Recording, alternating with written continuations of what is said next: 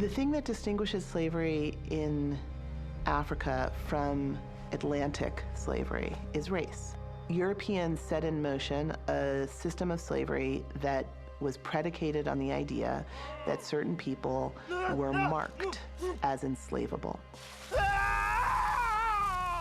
We've learned a great deal about the Middle Passage in the last 40 years or so. The volume of the trade involved the removal of about 12.5 million people from the African continent. The Middle Passage was the middle leg of a voyage that starts in Europe. The first passage is from Europe to Africa. The Middle Passage is the journey from Africa to America. And then the third passage is the journey back from America to Europe.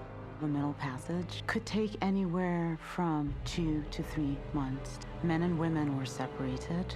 Men typically were held in the lower belly of the ship. The roof, if you would, was quite low, probably about 4 feet high. So people couldn't stand.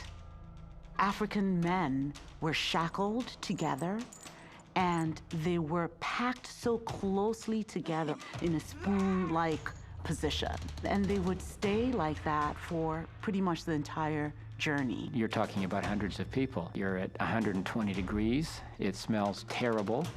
There are actually people dying around you, which has to be a traumatic experience for everybody on board.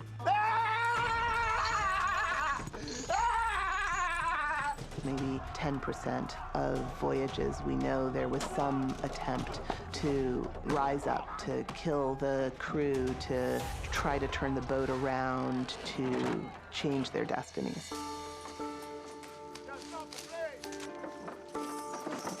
Historians have a hard time capturing what the Middle Passage must have felt like for enslaved men and women. It's a voyage that is deeply disorienting. It's a voyage to a place that you can't anticipate.